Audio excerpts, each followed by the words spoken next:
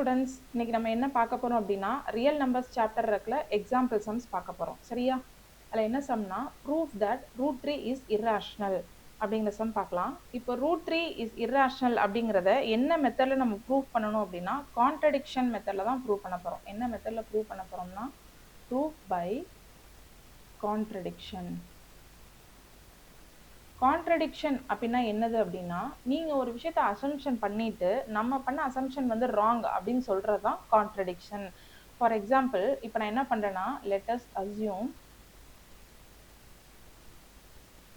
Root three is rational. நான் root three என்னன்னு எடுத்துக்கிறேன், ரேஷனல் நம்பர்னு எடுத்துக்கிறேன். சரியா?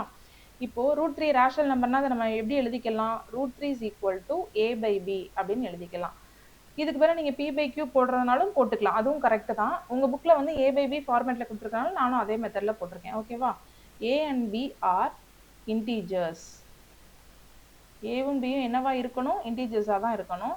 அண்ட் தென் கோப்ரைமாக இருக்கணும். And b not equal to 0.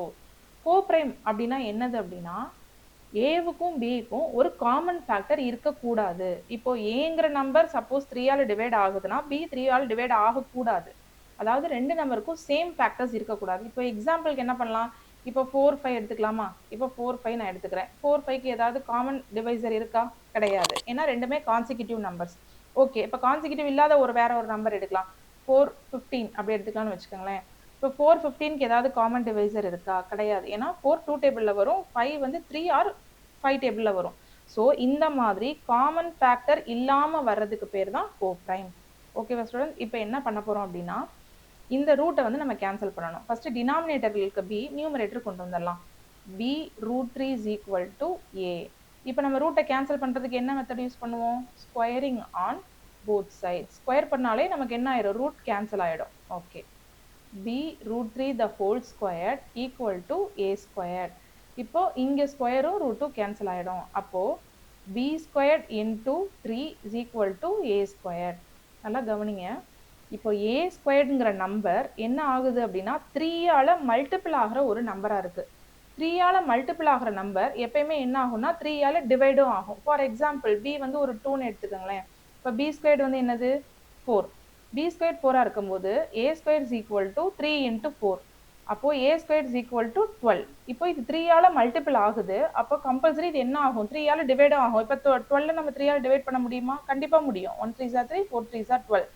அப்போ எந்த நம்பர் 3ஆல் டிவைட் ஆகுதோ அண்ட் ஆல்சோ 3ஆல் என்ன ஆகும், மல்டிபிளும் ஆகும். அப்போ இதை நம்ம என்ன சொல்ல வர்றோம், a square is equal to 3 b square அப்படிங்கிறது 3ஆல் மல்டிபிள் ஆகிற ஒரு நம்பர். ஓகேவா? ஓகே, நெக்ஸ்ட் இப்போ என்ன பண்ண போகிறோம் அப்படின்னா a square is equal to 3b square. இப்போ ஏ வந்து 3ஆல் டிவைட் ஆகிறனால a squared is divisible by 3. Theorem 1.2. Theorem 1.2ல என்ன சொல்லியிருக்காங்க, ஏ ஸ்கொயர் 3ஆல் டிவைட் ஆகும் அப்படின்னா a is also divisible by 3. இதுவும் முக்கியம் பசங்களா. ஏ ஸ்கொயர் 3ஆல் டிவைட் ஆகுது அப்படின்னா ஏவும் 3ஆல் டிவைட் ஆகும். அப்போ இதை நம்ம எப்படி எழுதிக்கலாம், a square is equal to 3, sorry, a is equal to 3c. ஓகேவா? அப்போ சிங்கிறது some integer. C is some integer. Okay, இப்போ அடுத்து பாருங்க. இப்போ இது ரெண்டுக்கும் நான் ஸ்கொயர் பண்றேன். Squaring on both sides. இப்போ ஸ்கொயர் பண்ணுங்க. a square is equal to 3c the whole square. a square is equal to 3a square பண்ணா 9, c ஸ்கொயர் பண்ணா c ஸ்கொயர். ஈக்குவேஷன் 1ல நமக்கு ஏ என்ன எழுதியிருக்கோம், 3b ஸ்கொயர்னு எழுதியிருக்கோம். அப்போ ஏ ஸ்கொயருக்கு பதிலாக இங்கே என்ன சப்ஸ்டியூட் பண்ண போறேன்னா 3b square is equal to 9c square. நம்ம இது எப்படி வந்துச்சுன்றதுக்காக யூசிங் ஈக்குவேஷன் 1 இதை எழுதணும்ப்பா. Okay,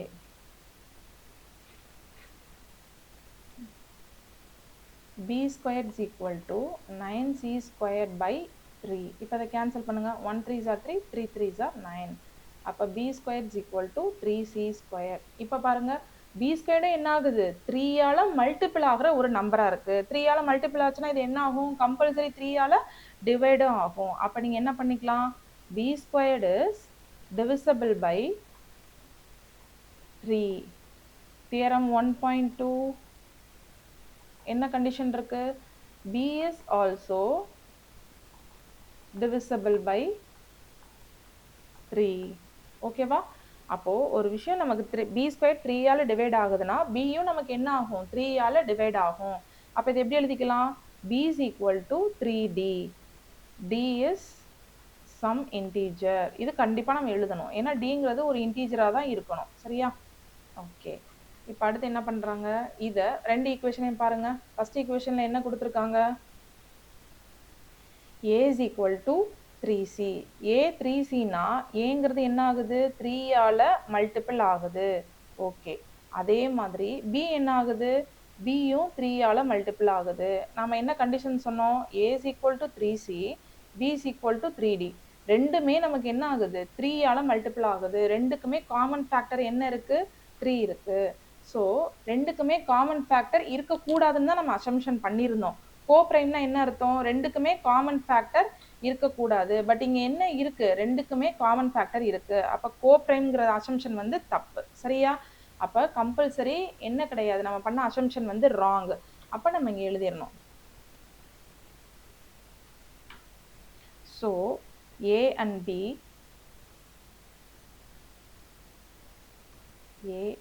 b have a common factor 3. aக்கும் bக்கும் என்ன இருக்கு? common factor 3 இருக்கு. But this is against our assumption.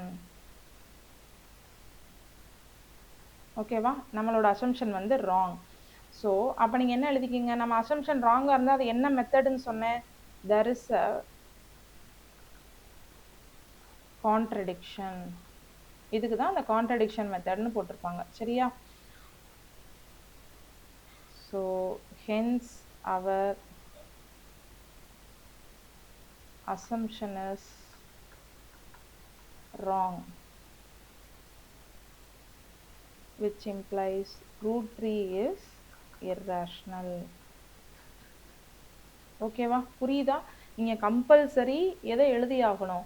இந்த மெத்தடை எழுதி ஆகணும். இது எழுதினாதான் உங்களுக்கு a and b அப்படிங்கிறது ஒரு காமன் ஃபேக்டர் அப்படிங்கிறத நீங்க கண்டிப்பா மென்ஷன் பண்ணிருங்க. ஓகேவா? இது எழுதினாதான் கரெக்ட். கண்டிஷன் வந்து நமக்கு கரெக்டா இருக்கணும். சரியா? ஓகே. இதுல வந்து ரூட் 3க்கு பதிலா என்னென்ன கேட்பாங்க அப்படின்னா ரூட் 2, ரூட் 5, ரூட் 7 அப்படின்னு கேட்பாங்க. அதுக்கும் சேம் இந்த மெத்தட் தான் யூஸ் பண்ண போறீங்க. ரூட் ஆனால் ஒரே ஒரு சின்ன டிஃப்ரென்ஸ் என்ன வரும்னா ரூட் 2க்கு வந்து என்ன ஃபேக்டர் வரும்னா காமன் ஃபேக்டர் 2 வரும். ரூட் 5ஆக இருந்தால் 5 வரும். ரூட் 7ஆக இருந்தால் 7 வரும். ஸோ இந்த மாதிரி வரும். சரியா? புரியுதா உங்களுக்கு? ஃபர்ஸ்ட் என்ன பண்ணோம்? கான்ட்ரடிக்ஷன் மெத்தடுன்னு போட்டோம். அடுத்து நம்ம ரேஷனல் ஒன்று அசம்ஷன் பண்ணிட்டு அடுத்தது காமன் ஃபேக்டர் இருக்காதுன்னு சொன்னோம். ஆனால் ரெண்டுக்குமே காமன் ஃபேக்டர் வந்துருச்சு. ஸோ நம்மளோட அசம்ஷன் வந்து ராங். சரியா? அதனால நம்ம ராங்ன்றனால என்ன சொல்லிட்டோம்? இதை ரூட் 3 வந்து இர்ராஷனல் சொல்லிட்டோம். ஓகேவா பசங்களா?